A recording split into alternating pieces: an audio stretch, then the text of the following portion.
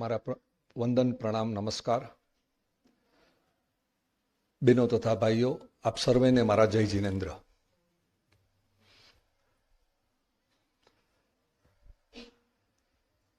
ત્યાં તરલાબેન જેવા જ્ઞાનીજનો બેઠા હોય,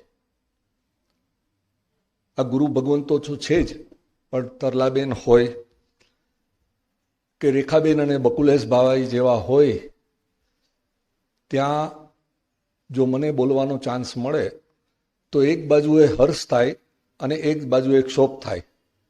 કારણ કે નથી મેં શાસ્ત્રોનો અભ્યાસ કર્યો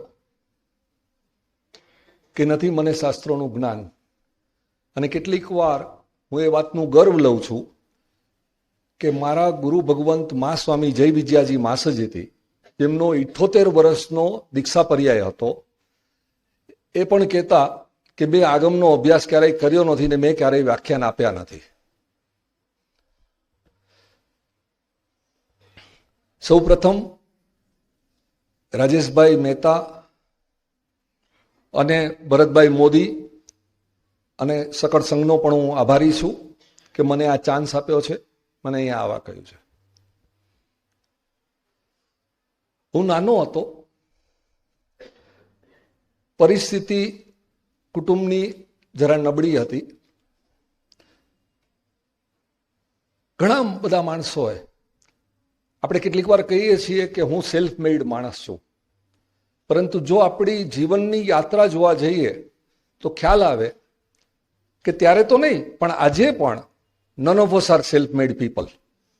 વી નીડ, પગલે ને ડગલે આપણને મદદની જરૂર પડે છે. તો નાનો હતો, બીજાની મદદ લઈને ભણતા, તો મારા મધર એમ કહેતા, ત્યારે બા ને બાપુજી કહેવાતા શબ્દો, આજના શબ્દો નહોતા. તરલાબેને જેમ કીધું ને કે ડેડ જેવા શબ્દો નહોતા વપરાતા, બા અને બાપુજી જેવા શબ્દો વપરાતા હતા. તો બા એક વાત કહેતા કે ભાઈ ભણ, નહીતર જીવનમાં શું કરીશ. તો આ વાત સમજાતી નહોતી કે ભણવાને ને જીવન સાથે શું સંબંધ છે. એટલે એકવાર હિંમત કરીને બાપુજીને જરા એકલા હતા ત્યારે પૂછ્યું કે આ ભણવા અને જીવન સાથે શું સંબંધ. બાપુજી ધર્મમાં જ્ઞાની હતા અને સાધુ સંતોને પણ ભણાવતા. તો એમણે મને શાંતિથી સમજાવ્યું કે ભણીશ તો સારી નોકરી મળશે, અને સારી નોકરી મળશે તો સારી છોકરી મળશે. આ એક પર્પઝ હતો.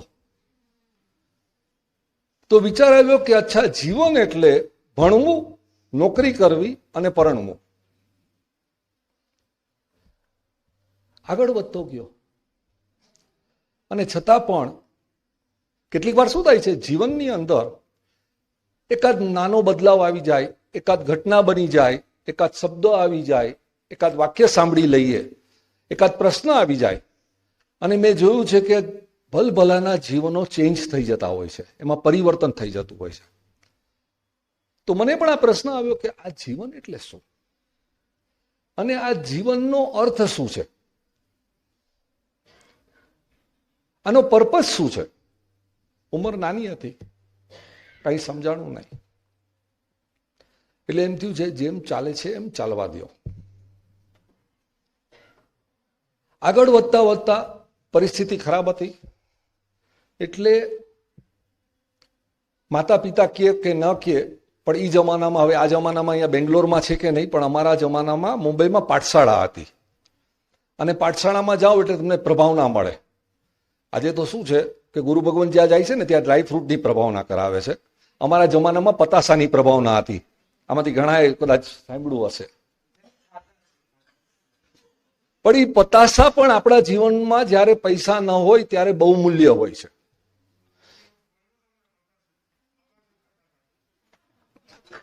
તમને તો પતાસ જ મળવું જોઈએ રાજેશભાઈ. તમે જે લેવલ પર છો એમાં તમને પતાસ સિવાય કાંઈ ન અપાય.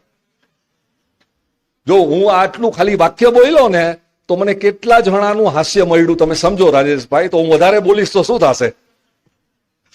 તો પતાસા હોય, લાડવા હોય, નોટબુક હોય, એને કારણે પાઠશાળા જતા, મંદિર જતા, ઉપાશ્રય જતા, પછી સ્થાનક હોય કે દેરાવાસીનું હોય, એક જાતનો લોભ હતો કે કંઈક મળશે. અને એમાંથી પ્રશ્ન આવ્યો કે ધર્મ એટલે શું અને ધર્મ શા માટે? તો 4 પ્રશ્ન સળંગ આવ્યા over a period of time. જીવન એટલે શું, જીવનનો હેતુ શું, ધર્મ એટલે શું અને ધર્મ શા માટે. ઉંમર નાની હતી, બાજુમાં ગુરુ ભગવંત હતા, પણ છતાંય કોઈ ખુલાસો ન મળ્યો. મારા અને મા અને તરલાબેનમાં થોડોક એક ડિફરન્સ એ છે કે હું શ્રદ્ધાથી કામ નથી કરતો, હું શાસ્ત્રોમાં લખેલું છે એ માનતો નથી. અને મને કોઈ કે, એટલા માટે જ આજે યંગર જનરેશન અહીંયા ઓછી આવે છે. એનું કારણ શું છે કે ગુરુ ભગવંતો એમ કે શાસ્ત્રમાં આમ કીધું છે. પણ મારા મા સ્વામીને જ્યારે હું પૂછતો કે આવતો ભવ છે કે નહીં, આ બાકી બધી વાત તો જવા દો, તો મને કહેતા કે પેલા આ ભવ તો સરખો જીવ, પછી આવતા ભવની આપણે વાત કરશું. કારણ કે એને પણ જ્ઞાન નહોતું. તો જીવનમાં આ 4 પ્રશ્નો જ્યારે મારા માઇન્ડમાં આવ્યા ત્યારે તો કંઈ સમજાણું નહીં. પણ મારા ગુરુના કાળ પછી જ્યારે 13 વર્ષ પહેલા મારા મા સ્વામી મારા જીવનમાં આવ્યા, મને લાગે છે કે આધ્યાત્મિકતા અથવા સ્પિરિચ્યુઅલિટી શબ્દ બહુ મારા માટે મોટો છે, એટલે શબ્દ હું એ નહીં વાપરું. પણ મને એમ લાગે છે કે હું એમ કહીશ કે મારો બીજો જન્મ થયો. એટલે આજે મને પૂછવામાં આવે તો સામાજિક દ્રષ્ટિથી મારી ઉંમર 66 વર્ષની છે, પરંતુ ધાર્મિક દ્રષ્ટિથી મારી ઉંમર 13 વર્ષની છે. અને ત્યારે સમજણ ધીમે ધીમે જેમ જેમ સમજાવવા લાગ્યું એમ લાગ્યું કે આ 4 પ્રશ્નો એકબીજા સાથે સંકળાયેલા છે. આ 4 પ્રશ્નો જુદા પણ નથી. અને જો ખરેખર આ 4 પ્રશ્નોને આપણે આપણા પોતાની અનુભૂતિથી સમજીએ, કોઈ સમજાવે એક જ્ઞાન છે, પણ આપણી પોતાની અનુભૂતિથી જો આપણે આ 4 પ્રશ્નોને સમજતા જઈએ તો ખરેખર આપણે જીવન જીવી શકીએ અને આપણે જીવન જીતી શકીએ. હું મા સ્વામી સાથે ઘણીવાર વાત કરતો કે ધર્મ એટલે શું, જીવન એટલે શું. સાદી બાઈ હતી, ગામડિયન બાઈ કહેવાય તો ચાલે. આપણે અત્યારના સંજોગોમાં મારા ગુરુ ભગવંતને જો હું ગામડિયન બાઈ કહું તો કદાચ કેટલાકને શબ્દો નહીં ગમે, પણ ગામડિયન બાઈ હતી, ભોળી બાઈ હતી, હળુજીવ હતી. હું એને પૂછતો કે આ જીવન એટલે શું, તો મને સાદા શબ્દોમાં સમજાવતા અને એકનો એક સેમ જવાબ આવતો કે ગુલાબના ફૂલનું ખીલવું અને ગુલાબના ફૂલનું મુરઝાવવું એ ખીલવા અને મુરઝાવવા વચ્ચેનો સમય એટલે જીવન, બાકી કાંઈ નહીં. તારા જીવનમાં પણ તારો જન્મ થયો અને તારું મૃત્યુ થયું એ વચ્ચેનો પીરિયડ છે એ જીવન. તો જીવનનો ઉદ્દેશ્ય શું? તો કે ગુલાબના ફૂલના ખીલવા અને મુરઝાવવા વચ્ચે ગુલાબનું ફૂલ મહેકતું રહે છે, મુસ્કુરાતું રહે છે. બસ એ રીતે તું તારા જીવનમાં મહેકતો રહેજે ને મુસ્કુરાતો રહેજે. એ તારા જીવનનું પર્પસ, હેતુ. આમાં ધર્મ ક્યાં આવ્યો નહીં. હંમેશા સમજાવતા કે મેક વગરનું ગુલાબ છે ને, સુગંધ વગરનું ગુલાબ છે એ નકામું છે. ઓકે. અને પ્રેમ વગરનો, કરુણા વગરનો માણસ નકામો છે.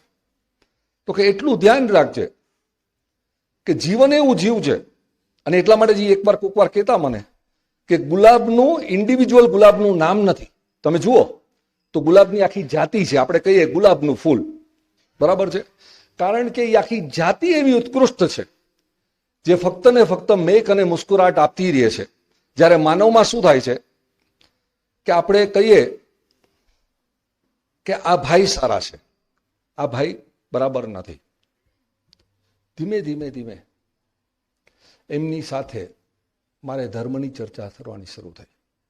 થોડો રસ આવવા માંડ્યો અને એને સાદાઈથી હું એને પૂછતો કે ધર્મમાં પાપ આવે છે, પુણ્ય આવે છે, ધર્મમાં નર્ક આવે છે, સ્વર્ગ આવે છે. તમે ખરેખર શ્યોર છો કે ઉપર સ્વર્ગ અને નીચે નર્ક છે? 50-55 વર્ષની ઉંમરે પણ મારી બાળક બુદ્ધિ હતી धर्मनी बाबत में। सर आप समझ सकते हो ना गुजराती? नहीं तो मैं थोड़ा हिंदी में भी बोल सकता हूं। नहीं क्या है, मेरे को भी लगा कि थोड़ा हिंदी बोलूं, थोड़ा गुजराती बोलूं, थोड़ा इंग्लिश बोलूं तो मैं भी पॉलिटिक्स में खड़ा रह सकता हूं। या तो धर्म एटले शुं?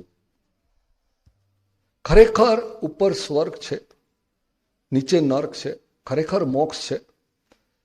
कारण के एक प्रश्न आवतो तो कि जे खरेखर ऊपर वया गया छे एमांथी एक पण जणावीने आपणने कहेतुं नथी के भाई ऊपर स्वर्ग छे, ऊपर मोक्ष छे। अने जे खरेखर अहींया बेठा छे ए पोताना विचारोथी, श्रद्धाथी આપણને જણાવે છે કે મોક્ષનું સ્વરૂપ આટલું છે। ત્યાં સુધી કે મેં જ્યારે પ્રતિક્રમણ શીખ્યો ત્યારે આટલા જોજન દૂર છે, હવે તો મને બધી ભાષાઓ પણ આવડતી નથી, પણ આટલા જોજન દૂર છે આ જગ્યા। હવે એ જોજન માપવા જનાર અને 2500 વર્ષ પહેલા ભગવાન શ્રી મહાવીર સ્વામીએ શું લખેલું હતું એ 2500 વર્ષની અંદર લગભગ કાલે જ હું કોઈની સાથે વાત કરતો હતો કે 100 જેટલી પેઢીઓ વહી ગઈ। 25 વર્ષે પેઢી જાય તો એ શું લખાણ શાસ્ત્રોમાં આવ્યું, એ શું લખાણની આપણા ગુરુ ભગવંતો સમજ્યા। અને હું ઘણીવાર મા સ્વામી સાથે આ વાત કરતો કે આટલા બધા સંપ્રદાયો, આટલા બધા સંઘો, આટલા બધા ગુરુ ભગવંતો, તો ધર્મ એટલે શું? તો એ મને એની સાદી ભાષામાં સમજાવતા કે જો પાપ છે ત્યાં ડર છે, નર્ક છે ત્યાં ડર છે, પુણ્ય છે ત્યાં પ્રલોભન છે, અને સ્વર્ગ છે ત્યાં પ્રલોભન છે। અને એકવાર એવો પ્રસંગ બની ગયો આજથી લગભગ 12 વર્ષ પહેલા, એ મા સ્વામીમાં મને એટલો બધો એક માનો પ્રેમ મળ્યો કે એમણે કીધું કે આપણે ગોંડલમાં એક સારું કામ કરવું છે। અને લગભગ 10-11 વર્ષ પહેલા પહેલી વારે મેં ગોંડલમાં 11 કરોડ રૂપિયા એક જગ્યાએ 4-5 વસ્તુમાં આપ્યા। અને આપ જાણો છો કે સંઘમાં કોઈ આ રીતે પૈસા આપે એટલે મોટું ફંક્શન થાય, તમારા વખાણ થાય। અને ત્યારે કહેવામાં આવ્યું, બોલવામાં આવ્યું કે અજયભાઈને આવતા ભાવમાં શાલીભદ્રની रिद्धि सिद्धि મળશે। और मैं भी थोड़ा खुश हो गया कि भैया देखो ये तो अच्छा हो गया। और मैं एक साइड पे बैठा था, बट मेरी नजर गुरु भगवंत पे थी, मेरी माँ पे थी। तो उसने भी थोड़ा स्माइल किया मेरे सामने देख के। मुझे लगा कि ये स्माइल कुछ बराबर नहीं है। तो उपाश्रय में जईने मैं एमने पूछ्યું बीजे दिवसे કે મારી આ સ્માઇલ શેનું હતું? તો એણે કીધું મને એમ કે મારો દીકરો દાન કરે છે, પણ હું મારા દીકરાથી આજે બહુ ખુશ છું। મારો દીકરો તો મોટો બિઝનેસ કરીને આવ્યો, आज 11 करोड़ देगा, ओके, और थोड़ा दिन के बाद में, थोड़ा बरस के बाद में, थोड़ा भव के बाद में मेरे को तो शालीभद्र की रिद्धि सिद्धि मिल जाएगी। तो त्यारे पहली बार तो मने दाननो अर्थ समझाणो।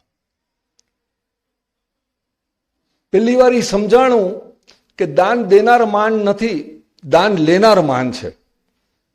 मेरे गुरु ने ये बताया कि तेरे हाथ में ताकत है तो हाथ तो ऐसा करके दिखा। आज भरतभाई ने कहूं कि भरतभाई चालो उभा थईने मांगणी तो करो, छे ताकत आपणामां ई? तो के भाई परिस्थिति एवी होय छे कि माणसने हाथ लंबावो पड़े छे। અને ત્યારે એણે મને સમજાવવાનું શરૂ કર્યું કે ધર્મ શું છે સમજ। ધર્મ પાપ અને પુણ્ય નથી, ધર્મ નર્ક અને સ્વર્ગ નથી। બધું હોય શાસ્ત્રમાં હોય ને કદાચ સાચું પણ હોય તો એકવાર ભૂલી જા। ધર્મ ડર અને પ્રલોભન નથી, પણ જો ખરેખર તને ધર્મ કરવો હોય તો એક એક કર્મ એવું કર કે જેને કારણે કાં તો તારામાં સદગુણ આવે અથવા તારા દુર્ગુણ વયા જાય। આ ધર્મ છે। દાન કરવાથી તારા પૈસાનો મોહ ઘટતો જાય છે, અને એ મોહ ઘટતો જાય છે, એ જ સેકન્ડે જાય છે। એમાં એમ નથી કે આ કર્મનું ફળ મને આ ભવે મળશે ને આવતા ભવે મળશે, આ બધું ભૂલી જા। સાચું હોય તો પણ એકવાર ભૂલી જા। તું અત્યારે આ કર્મ કર, અત્યારે આ કર્મ કર્યા પછી ત્યારે ને ત્યારે તું દાન કરીશ તો તારો મોહ ઘટવા માંડશે, અને જેવો પૈસાનો મોહ ઘટવા માંડશે એટલે તારી શાંતિ પ્રસન્નતા થોડી થોડી વધવા માંડશે। તપ જેવું તું કરીશ એટલે પદાર્થનો અને શરીરનો તારો મોહ ઘટવા માંડશે અને ધીમે ધીમે શીલ સદાચાર પર ચાલવા માંડ. આપણામાં 5 મહાવ્રત ને અણુવ્રત છે. એવી રીતે જ તમે જુઓ તો યોગ સૂત્રો પતંજલિમાં જાઓ તો 5 યમ ને 5 નિયમ છે. સત્ય, અહિંસા, અસ્થેય, બ્રહ્મચર્ય અને અપરિગ્રહ. અને 5 નિયમો બહુ ઊંચી કક્ષાના છે. સોચા એટલે કે ક્લીનલીનેસ, પણ ક્લીનલીનેસ એટલે ખાલી આપણા શરીરનું નહીં, પણ મગજનું, મનનું બધું ક્લીનલીનેસ. સંતોષા, સંતોષ. અને મા સ્વામી પાસેથી મને આ શીખવા મળ્યું કે કોઈ પણ એક જ શબ્દ પકડી લે લાઈફમાં. આખું શાસ્ત્ર વાંચવાની જરૂર નથી. કોઈ પણ એક જ શબ્દ પકડી લે. સંતોષ છે, અપરિગ્રહ છે, દાન છે. કોઈ પણ એક સારો શબ્દ પકડી લે અને એની પર તું ચિંતન, મનન, મંથન, જે પણ કરવું હોય એ કન્ટિન્યુઅસલી તું ધ્યાનમાં કરવાનું શરૂ કર. અને એ શબ્દ જો તારા જીવનમાં વણાઈ ગયો, ખાલી સંતોષ શબ્દ વણાઈ જાય આપણા જીવનમાં, તો તદલાબેન નથી લાગતું કે આપણું જીવન ઉત્કૃષ્ટ બની જાય? બરાબર છે? તો એ જે સોચા, સંતોષા, તપસ, સ્વાધ્યાય અને ઈશ્વર પરિધાણા, ગીતામાં પણ કહે છે ઈશ્વર પરિધાણા, કે ભગવાન છેલ્લે તો હું તારા પર છોડી દઉં છું. તો એણે સમજાવવાનું શરૂ કર્યું કે ભાઈ પહેલા 4 કસાઈને દૂર કર. એને મને ખાલી 12 શબ્દોમાં ધર્મ સમજાવેલો છે. હું 12 શબ્દ અહીંયા વાપરવાનો છું, કારણ કે મને સાચું કહું તો 12 શબ્દ સિવાય 13મો શબ્દ આવડતો જ નથી, અને મારે 13મો શબ્દ શીખવો પણ નથી. તો 4 કસાય કે ક્રોધ દૂર કર, માન અભિમાન દૂર કર, માયા પ્રપંચથી દૂર રહે, ઓકે, અને લોભથી દૂર રહે. આ 4 શબ્દને તું પકડીને રાખ અને ક્ષણે ક્ષણે એમાં જાગૃતતા રાખ. ક્રોધ આવશે, જસ્ટિફાઈ નહીં કરતો. ડોન્ટ જસ્ટિફાઈ યોર સેલ્ફ કે I am doing it because it's in your interest. Justify નહીં કરતો. અને કદાચ ક્રોધ આવી જાય તો પણ એટલી સાવચેતી રાખજે કે વેરઝેર તો નહીં જ રાખતો. આજે પણ ક્રોધ આવે છે, પણ એ ક્રોધ આવે ત્યારે કારણ કે એ અવેરનેસ, અવેકનનેસ, જાગૃતતા, સજાગતાની છેલ્લા 10-12 વર્ષથી પ્રેક્ટિસ કરતા રહીએ છીએ. એટલે ક્રોધ આવે ને, અને હું યોગાનો સ્ટુડન્ટ છું. મારા ઓરિજિનલ ગુરુ હતા બીકે સાયંગર, જેણે યોગ સૂત્રો પતંજલિમાં મને આસના, પ્રાણાયામમાં, ધ્યાન બધું શીખવાડ્યું. એક વાત શેર કરું છું કે કોઈ પણ કસાયો કરતા તમે ધ્યાન રાખજો, જો તમારો ખ્યાલ તમારા શ્વાસ પર હશે ને તો તમારા શ્વાસમાં ફેરફાર થવા માંડશે. શ્વાસ થોડા જલ્દી હિલને લગતા है, થોડા ડર भी लगता है, તો શ્વાસ હિલતા है. અને જો એ શ્વાસને આપણે પકડી શકીએ, જો શ્વાસને આપણે જોવાનું શરૂ કરીએ, તો ખરાબ કામ હજી તો શરૂ થાય ને એ પહેલા એ શ્વાસથી આપણને એ વોર્નિંગ મળી જાય કે ખરાબ કામ બંધ કરો. તો 4 શબ્દ હતા: ક્રોધ, અભિમાન, માયા પ્રપંચ અને લોભ. આ 4 કસાઈને દૂર કરવા માટે એણે મને સમજાવ્યું કે જો 4 શબ્દ તારે દૂર કરવા હોય તો દાન, તપ, શીલ અને ભાવ, આ 4 ધર્મ છે. આજે ધર્મ શું થઈ ગયો છે? હું ધર્મની અગેન્સ્ટમાં નથી, પણ ધર્મ એક સોશિયલ ક્લબ જેવું થઈ ગયું છે કે જેની અંદર આપણે ત્યાં જઈએ, આપણે એકબીજાને મળીએ, આપણે સામાયિક કરીએ, અને એને કારણે એક ક્રિયા થઈ ગયો છે. એક નાનકડી હમણાં સ્ટોરી વાંચવામાં આવી. એનું ટાઇટલ છે, અરે સાહેબ ટાઈમ છે ને, એનું ટાઇટલ છે ટ્રેનના પૈડા. એક બહુ સાત્વિક ભાઈ રાતની ટ્રેનમાં મુસાફરી કરતા હતા. બધા સુવાની તૈયારી શરૂ કરી. એણે પણ પોતાનું બેડિંગ પાથર્યું અને સૂતા જતા પહેલા એને અચાનક ટ્રેનના પૈડાનો અવાજ આવવાનો શરૂ થયો. પૈડું નીચે જાય, પૈડું ઉપર આવે, પૈડું નીચે જાય, પૈડું ઉપર આવે, જુદો જુદો અવાજ આવે. એમાંથી એ ચિંતન, મનન, જે પહેલા પણ મેં કીધું કે એકાદ શબ્દ કે એકાદ વાક્યથી કે એકાદ અવાજથી માણસનું પરિવર્તન આવી જાય છે. એમાં એને થયું કર મારું જીવન પણ આ પૈડા જેવું છે. ક્યારેક સુખ છે, ક્યારેક દુઃખ છે, ક્યારેક શાંતિ છે, ક્યારેક અશાંતિ છે. મારું જીવન પણ આ જાતનું છે. તો આ જીવનનો અર્થ શું, અર્થ શું, મહત્વ શું? તો ટ્રેન અડધી રાત્રે કોઈ સ્ટેશન પર ઊભી રહે છે, ત્યાં એ ભાઈ પોતે ઉતરી જાય છે બધાને છોડીને, અને પ્લેટફોર્મ પર ધ્યાન કરવા બેસે છે. સવાર થાય છે. ગામડું હતું નાનકડું. ગામડાના માણસો આવે છે અને એમને લાગે છે કે આ તો કોઈ સંત મહાત્મા છે, એટલે એને દૂધ અને ફ્રૂટ આપે છે. પછી એને કહે છે કે ગામમાં આવો. તો એ ગામમાં જાય છે. સ્ટોરીને નાની કરું છું. અને ગામમાં જઈ અને એક વડલાના ઝાડ નીચે બેસી જાય છે અને ધીમે ધીમે ધીમે ગામના લોકોને એ ઉપદેશ આપે છે. એમાંથી ત્યાં એનું ઘર બને છે, એનો આશ્રમ બને છે, એના શિષ્યો થાય છે. જેમાં દરેક સંત મહાત્માઓની આ જ રીતની વાત હોય છે. અને થોડાક વર્ષો પછી એ કાળ કરી જાય છે. હવે મૂળ સ્ટોરી શરૂ થાય છે. કાળ તો કરી ગયા, પણ એનો એક ભણેશ્રી શિષ્ય હતો મારા જેવો. હું ભણશ્રી છું, ભણેલો છું. તો ભણેશ્રી શિષ્ય હતો. એને વિચાર આવ્યો કે ગુરુની સમાધિ તો બનાવવી છે, પણ ત્યાં મૂકવું શું સમાધિમાં? એટલે ગુરુના મોઢે સાંભળેલું આ ટ્રેનના પૈડાની સ્ટોરી, એટલે એણે તપાસ કરવા માટે 2-4 જણાને મૂક્યા કે ભાઈ આ તપાસ કરો કે આ સ્ટોરી શું હતી.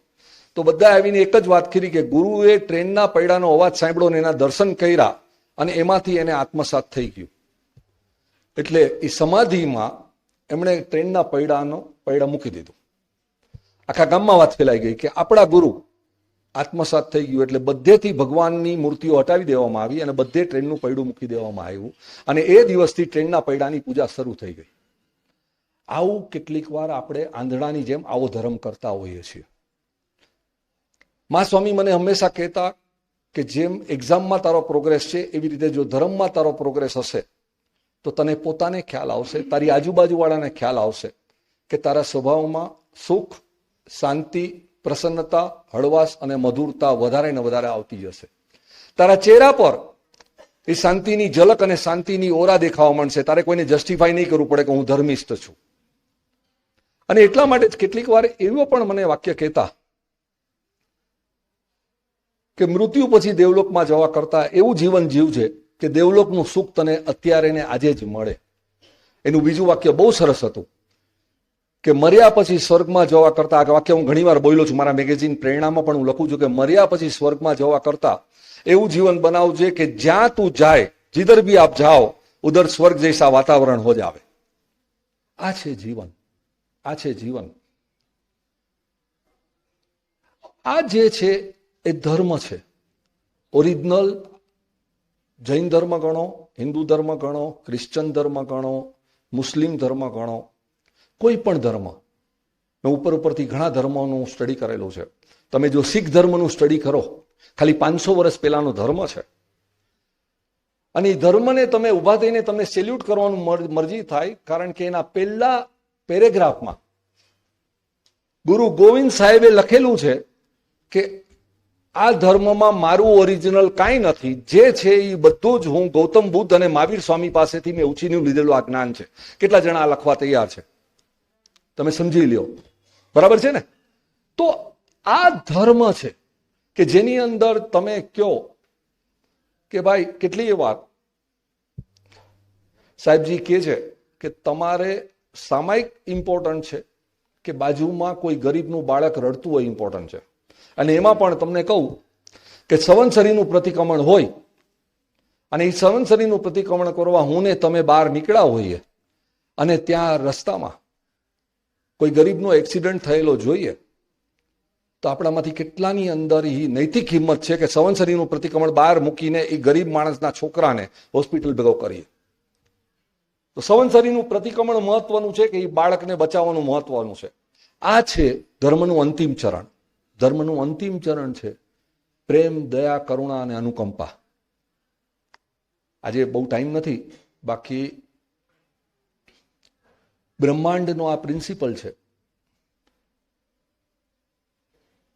કે જો આપણે કુદરતના દરેકે દરેક જીવ, ઓલ લિવિંગ બિંગ, કુદરતમાં જુદી જુદી જાતના જીવો છે અને એ દરેકની પાસે જુદી જુદી શક્તિ છે. ઉંદર પાસે શક્તિ છે, કીડી પાસે શક્તિ છે, મકોડા પાસે શક્તિ છે, બધાની પાસે શક્તિ છે. આજે હું બેંગ્લોરમાં ઊભો છું. ગઈકાલ સુધી બેંગ્લોરમાં ખાલી મને 3, 4, 5 માણસો ઓળખતા હતા. તો મારા 4 કે 5 મિત્રો હતા. આજે બેંગ્લોરમાં 1000, 2000 માણસો મને ઓળખતા થયા. તો મારી શક્તિ વધી ગઈ કે નહીં ભરતભાઈ? હું આ કઈ તકલીફમાં આવું તો તમને લાગે છે હવે આમાંથી બધા જ મારી બાજુમાં ઊભા રહી જશે? તો જો આપણા જીવનમાં આપણે એ જાતનો પ્રેમ, કરુણા, અનુકંપા લઈ આવીએ તો કુદરતના બધા જીવો આપણા મિત્રો થઈ જાય. અને એ મિત્રતા જો આવે તો સમજી લેજો એ જ સિદ્ધિ અને લબ્ધિ છે કે તમે કાંઈ પણ વિચાર કરો. ગઈકાલે બકુલેશભાઈ સાથે, બકુલેશભાઈ અહીંયા જ છે ને, હા, બકુલેશભાઈ સાથે વાત થતી હતી કે તમે જ્યારે આ માર્ગ પર ચાલો છો કે જેમાં આપણું જીવન, ધર્મ મહત્વનું નથી મારા માટે, મારા શબ્દો નહીં પકડતા, શબ્દનો અર્થનું અનર્થ નહીં કરતા, મારા માટે ધર્મ મહત્વનું નથી, કારણ કે મારી માએ મને સમજાવ્યું કે ધર્મ નહીં પણ ધર્મમય જીવન જીવજે, કુદરતમય જીવન જીવજે, આ મહત્વનું છે. અને એ જ્યારે તમારા માટે તમે કુદરતમય જીવન જીવવા માંડો. નાનો હતો ને ત્યારે અમારી પાસે પૈસા નહોતા, અને છતાં પણ માં કહેતી કે કીડીનું કીડિયારું પૂરી આવો. આમાંથી કદાચ ઘણાએ આ સાંભળેલું હશે, કીડીનું કીડિયારું પૂરી આવો, ઝાડ પાસે થોડો લોટ નાખી આવો કે જેથી એ કીડીને ખાવા મળે. આ જાતનું જો આપણે જીવન જીવીએ, પૈસો મહત્વનો નથી, ભલે આપણે બધા કહીએ, પણ આંખ બંધ થઈ જાય છે, 1 રૂપિયો આપણે લઈ જઈ શકતા નથી. એક નાનું બાળક હતું, એની માં એને હંમેશા કહેતી કે આમ કરીશ તો નર્કમાં જઈશ, આમ કરીશ તો સ્વર્ગમાં જઈશ. એ નાના બાળકે, જેમ હમણાં તરલાબેને કીધું ને, એવી રીતે પ્રશ્ન પૂછવા માંડ્યા એની માને કે ભાઈ આ નર્ક એટલે શું અને સ્વર્ગ એટલે શું. માં થોડી કંટાળી ગઈ. એટલે માએ કીધું કે નર્ક અને સ્વર્ગનો ડિફરન્સ કે એની ડેફિનેશન કે એનો જવાબ ખાલી તને 2 જણા આપી શકે. એક તો તું મૃત્યુ પામતો તને ખબર પડશે કે તું સ્વર્ગમાં જઈશ કે નર્કમાં જઈશ, અથવા ભગવાન તને આપી શકશે. સારું, નિર્દોષ બાળક હતું. અને બાળકમાં એટલું ધ્યાન રાખજો, એકચ્યુઅલી બાળકમાં નિર્દોષતા હોય જ છે, બાળકમાં નિર્દોષતા હોય છે. આપણામાં ઘરમાં કોઈ પણ જગ્યાએ આપણે બધા જ જ્યારે જન્મેલા ને ત્યારે એકદમ કોરી પાટી લઈને જન્મેલા, એકદમ નિર્દોષ સાથે જન્મેલા. આપણામાં નિર્દોષતા હતી, નિખાલસતા હતી, નિર્મળતા હતી અને કુતુલતા હતી. અને ધીમે ધીમે આપણી પર રંગ ચડાવવામાં આવ્યો. રંગ કોણે ચડાવ્યો? મા બાપે, સગાવાળાઓએ, મિત્રોએ, સમાજે, બધાએ રંગ ચડાવ્યો. રંગ શું ચડાવ્યો? સ્કૂલમાં જાય, તારું ટિફિન કોઈને આપી નહીં દેતો, તું ખાજે નહીતર તું ભૂખ્યો રહીશ. તારા પેન્સિલ કે પેન કે પેડ કોઈને આપતો નહીં, સંભાળીને લઈ આવજે. આપણે એવી રીતે કઈ દાનેશ્વરી થવાની જરૂર નથી. એનાથી આગળ વધીને કોઈએ તને 2 લાફા માર્યા તો નમાલો થઈને પાછો નહીં આવતો, સામે 4 લાફા મારીને આવજે. એ શેરિંગ અને કેરિંગની જે ભાવના હતી બાળકમાં, જન્મેલા બાળકમાં, નિર્દોષ બાળકમાં, એ આપણે મારી નાખી. અને એ બાળક જ્યારે લગ્ન કરે છે અને 25-30 વર્ષનો થાય છે, અને એ જે ભાવના આપણામાં કહે ને કે કુવામાં હોય હવાડામાં આવે, એ જે ભાવના એ આપણે મા બાપ અને સમાજે શીખવાડેલી, મા બાપને જ્યારે એ દગો આપે છે કે ધક્કો મારે છે, ત્યારે ગુરુ ભગવંત પાસે જઈને હું કહું છું કે પણ મારું બાળક આટલું ધર્મીશ, તમે આટલા ધર્મીશ, પણ મારું બાળકમાં આવા ખરાબ સંસ્કાર કેવી રીતે? તો એ બાળક નિર્દોષ હતો. એને રાતના વિચાર કર્યો અને ભગવાનને પ્રાર્થના કરવા બેસી ગયો. નહોતું એને કોઈ ધ્યાન શીખવાડ્યું, નહોતું એને કોઈ ધર્મ શીખવાડ્યો. અને આ માઇથોલોજીની સ્ટોરી છે. ભગવાનનું આસન ડોલવા માંડ્યું. ભગવાન નીચે આવ્યા કે બોલ શું જોઈએ તને? તો કે મને સ્વર્ગ અને નર્ક અત્યારે જ જોવું છે, મને બતાવો. અને જો નિર્દોષતા આગળ વધે છે તો કે પેલા સ્વર્ગમાં લઈ જાઓ કે નર્કમાં? તો કે ના, પેલા નર્કમાં લઈ જાઓ, કારણ કે પ્રભુ પછી જો તમે ને હું થાકી ગયા છું ને તો મારી માએ કીધું છે કે સ્વર્ગ સારું છે તો આપણે ત્યાં આરામ કરશું. આ બાળકની નિર્દોષતા, બરાબર છે. તો કે ચાલ નર્કમાં. નર્કમાં લઈ જાય છે એને. હજી દાખલ નથી થતો ભોજનશાળા પાસે, અને 32 જાતના પકવાનની એને સુગંધ આવે છે. એટલે બાળક પ્રભુને પૂછે છે કે પ્રભુ આ તમે મને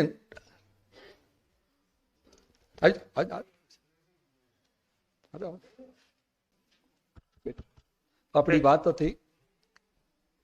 બાળક હજી તો નર્કના દરવાજામાં દાખલ થાય છે. 32 જાતના ભોજનની સુગંધ આવે છે. નિર્દોષ બાળક હતો, થોડો કન્ફ્યુઝ થઈ જાય છે. એટલે પ્રભુને પૂછે છે કે પ્રભુ આ નર્ક છે કે સ્વર્ગ છે? તો કે તે કીધું નર્કમાં જવું છે પહેલા. તો કે હા. પ્રભુ સમજી ગયા એની મૂંઝવણ, એટલે કે અંદર તો આવો. અંદર જાય છે તો 32 જાતના ભોજનો પડેલા છે. દરેકે દરેક જીવના હાથમાં ભોજન છે, પણ એ ભોજન ખાઈ નથી શકતો, કારણ કે એના હાથ કોણીથી વળતા નથી. એના હાથ કોણીથી વળતા નથી એટલે હવામાં ઉછાળે છે, પણ મોઢામાં આવતું નથી. બધાના શરીરો સાવ લેવાઈ ગયા છે, શુક્લકડી છે, દુઃખી છે, એકબીજા સાથે ઝઘડા કરે છે, એકબીજાને ધક્કા આપે છે. બાળક તો એક જ મિનિટમાં કહે છે કે પ્રભુ અહીંથી ચાલો, બહાર નીકળી જાય છે કે હવે સ્વર્ગમાં જઈએ. સ્વર્ગની ભોજનશાળામાં દાખલ થાય છે એ પહેલા જ સેમ 32 જાતના ભોજનની સુગંધ આવે છે. તો બાળકને થાય છે કે આ શું, હમણાં હતું એવું જ છે આ. તો માં કહેતી હતી કે નરક ખરાબ અને સ્વર્ગ સારું, તો આ તો કઈ સમજાતું નથી, પણ છતાંય પ્રભુ કહે છે ચાલ આગળ. અહીં દાખલ થાય છે અને પૂર્ણપણે શાંતિ હોય છે. બધા એકદમ હસતા ખીલતા હોય છે, ખાતા પીતા હોય છે. પણ એને એક વસ્તુ માર્ક કરી કે અહીંયા પણ કોઈના હાથ કોણીથી વળતા નથી. બંને જગ્યાએ, નરકમાં પણ કોણીથી વળતા નથી ને સ્વર્ગમાં જતી વળતા નથી. પણ એક નવી વસ્તુ એને માર્ક કરી કે બધા એકબીજાને ખવડાવતા હોય છે. નર્કમાં બધા સ્વાર્થી હતા, એટલે બધાને પોતાને જાતે ખાવું હતું, એને કારણે બધા જ ભૂખ્યા હતા, બધા જ ધક્કામુક્કી કરતા હતા, બધા જ ગાળાગાળી કરતા હતા અને બધા દુઃખી હતા. સ્વર્ગની અંદર બધા એકબીજાને ખવડાવતા હતા. જો હાથ તો બંનેનો કોણીએથી વળતો નહોતો, બધા એકબીજાને. અને આ છે ધર્મનો અર્ક. જો સુખી થવું હોય તો તમે કેટલું ભેગું કરો છો, તમે કેટલા સ્વાર્થી છો. આજ સુધીમાં દુનિયામાં કોઈ પણ સંત, કોઈ પણ ધર્મ, જૈન ધર્મ શું કરવા, કોઈ પણ ધર્મમાં જઈને તમે પૂછો કે સ્વાર્થી માણસ ખરેખર સુખી થઈ શકે. અને એટલા માટે જ મા સ્વામી કહેતા હતા, અને હું જેમ તરલાબેને કીધું ને કે ભાઈ આમાં મારું કાંઈ નથી, આ તો બધા ગુરુ ભગવંત કાલે જ મને કહેતા હતા કે અજયભાઈ તમે મારા વખાણ કરો છો પણ મારું કાંઈ નથી, આ તો બધું ગુરુ ભગવંત, મારા ગુરુ ભગવંતો પાસે શીખેલી છું અને ભગવાન મહાવીર સ્વામીનું છે. તરલાબેન તમે કીધું ને, પણ મારી પાસે તો ભગવાન મહાવીર સ્વામીનું પણ કાંઈ નથી. મારી પાસે તો ખાલી ને ખાલી મા સ્વામીનું છે આપેલું, અને એમાં જો બોલવામાં ભૂલ થાય તો મારી ક્ષતિ છે. તો મા સ્વામી કહેતા હતા કે તારું જીવન એવું બનાવજે કે તારે કારણે બીજાના મોઢા પર સ્મિત અને હાસ્ય આવે, તારા માટે નહીં. તારા કારણે બીજાના મોઢા પર સ્મિત આવે, હાસ્ય આવે. તારું જીવન એવું બનાવજે કે તારે કારણે કોઈ રડે નહીં, તારા માટે કોઈ રડે. આ છે ધર્મ. મને જે સમજાણો છે. અનફોર્ચ્યુનેટલી મારા વિચારો થોડાક જુદા છે. આપણો જ્યારે જન્મ થાય છે ને ત્યારે પહેલી 5 મિનિટ સુધી આપણું નામ નથી હોતું, આપણું ગોત્ર નથી હોતું, આપણી કાસ્ટ નથી હોતી, આપણી કોમ્યુનિટી નથી હોતી, આપણો ધર્મ નથી હોતો, આપણી નેશનાલિટી નથી હોતી, કાંઈ નથી હોતું. 5 મિનિટ પછી કોઈ બીજી પાર્ટી આવે છે, ભલે આપણા સગાવાળા હોય, પણ જો આપણે ખરેખર ધર્મ કહીએ તો હું તો આત્મા છું, તો બીજા આત્માઓ આવે છે, તો એમ બોલો. તો એમ નહીં કહો કે આપણા મા બાપ આવે છે. એ આપણને નામ આપે છે, આપણને ગોત્ર આપે છે, આપણને કાસ્ટ આપે છે, કોમ્યુનિટી આપે છે, નેશનાલિઝમ આપે છે. અને અનફોર્ચ્યુનેટ વાત શું છે ખબર છે કે એ બીજાએ 5 મિનિટ પછી આપેલી આપણને જે આપણે શું કહેવાય આઈડેન્ટિટી, આપણને જે આઈડેન્ટિટી આપે છે એના માટે આખી જિંદગી આપણે મારામારી કરતા રહીએ છીએ. તમે સમજી લ્યો, હિન્દુ હોય કે મુસલમાન હોય, હિન્દુ કહેશે હું હિન્દુ છું, મુસલમાન કહેશે હું મુસલમાન છું. આ 5 મિનિટ પછી કોઈ થર્ડ પાર્ટીએ, થર્ડ આત્માએ આપણે કહીએ તો આપેલી વસ્તુ માટે આપણે જીવનભર એકબીજાને સાથે એવું વર્તન કરતા રહીએ છીએ. કરુણા એ છે. અત્યારે અહીંયા આગળ સ્ક્રીન નથી, નહીતર હું તમને એક ફોટા બતાવત. લગભગ અઠવાડિયા 15 દિવસ પહેલા આપણે અંબીવેલીનું જે એના ગઈકાલે મારી પાસે ફોટા આવ્યા છે. એક નાનકડું અંબીવેલીમાં અમે લોકોએ એક ટ્રેનિંગ સેન્ટર ઊભું કર્યું. કોના માટે? તો અંબીવેલીમાં જે બધાના બંગલાઓનું ધ્યાન રાખે છે, હાઉસકીપર, આપણે જેને કહીએ કે આપણા ઘરના સર્વન્ટો, એના અને એના છોકરાઓ માટે હજી 10 દિવસ પહેલા એનું ઉદ્ઘાટન થયું. ગઈકાલે મને એના વિડીયોને બધા આવ્યા. ઓકે, હું સાહેબ તમને આપીશ. આંખમાં ખરેખર હર્ષના આંસુ આવી ગયા. જે 2 ટીચર અપોઇન્ટ કર્યા છે, એ ટીચરોએ એમને કીધું કે તમને ડાન્સ શીખવાડશું, તમને રમાડશું, તમને ડાન્સ શીખવાડશું, તમને ગાતા શીખવાડશું. આમાં કોઈ ધર્મ તો છે જ નહીં. ધર્મ તો કોઈ છે જ નહીં કે ભાઈ તમને નવકાર શીખવાડશું કે રામ ને કૃષ્ણ શીખવાડશું. એ છોકરાઓને નાચતા ગાતા એના વિડીયો મને કાલે મોકલાવ્યા ટીચર ને પ્રિન્સિપલે. આંખમાં હર્ષના આંસુ આવી ગયા કે આપણી પાસે કરોડો નહીં, આપણી પાસે અબજો રૂપિયા છે ને. એ અબજો રૂપિયાથી જે સુખ ન મળે, એ હાઉસકીપરના છોકરાઓ, એ જગ્યાની માલિકી કોની છે સાહેબ? જગ્યાની માલિકી કોની છે? સમજી લો તમે. એને જે રીતે 2 હસતા જોયા, ખીલતા જોયા, ડાન્સ કરતા જોયા. મારી પાસે અત્યારે છે, મારા મોબાઈલમાં છે, તમે કહો તો બતાવું. તો ત્યારે એમ થયું કે મારી માં કહેતી હતી ને, ધર્મ આ છે, ધર્મ આ છે. એ છોકરાઓને ખબર પણ નથી કે આ જગ્યાનું ટાઇટલ કોના નામ પર છે, આના પૈસા કોના નામ પર છે, એને કાંઈ સમજણ નથી. અને કદાચ હું આની અનુભૂતિ વધારે કરી શકું એમ છું, કારણ કે એ છોકરાઓના ફોટા હું જોઉં છું ને, ત્યારે મને આજથી લગભગ 58-60 વર્ષ પહેલાનો મારો ઇતિહાસ પણ યાદ આવે છે. હું આ જ હતો. કદાચ ગુરુ ભગવંત મળી ગયા, જીવન બદલાઈ ગયું. બાકી જીવનની બિગિનિંગમાં દેરાસરના એક દરવાજેથી જઈને બીજા દરવાજેથી બહાર જઈને પાછા પહેલા દરવાજેથી જઈને 4 વાર પ્રભાવના લેવાની ચોરી પણ મેં કરી છે. આ પણ નૈતિક હિંમત હોવી જરૂરી છે, કારણ કે એકવાર તમે કરોડપતિ થઈ ગયા એટલે તમે એમ કહો કે ના, હું તો છે ને સર્વશ્રેષ્ઠ છું. ચોરી પણ મેં કરી છે, ખોટું પણ હું બોલ્યો છું, ખોટા કામ પણ કરેલા છે, દગા ફટકા પણ રમેલા છે. પરંતુ 35-40 વર્ષ પહેલા જ્યારે મારા ગુરુ ભગવાન નરેન્દ્ર મોદી જીવતા હતા અને એને સમજણ આપી, એ જ દિવસે પૂરેપૂરો ટેક્સ ભરી છેલ્લા 35 વર્ષથી મારી પાસે 1 રૂપિયો 2 નંબરનો નથી. પૂરો ટેક્સ ભરી દેવાનો. ગવર્મેન્ટ સાચી છે કે ખોટી છે એ કામ મારું નથી. અને અંતિમ વાત કહીને હું આ વાત બંધ કરીશ. મા સ્વામીનો અંતિમ સંદેશો મને છે કે જો ખરેખર તું મારો દીકરો હોય, તારી આંગળી પકડીને હું તને ચલાવીશ, તને કોઈ તકલીફ નહીં પડે, તને જો શ્રદ્ધા હોય. તરલાબેન, જે શ્રદ્ધાની વાત કરો છો ને, આ જીવન શ્રદ્ધા છે.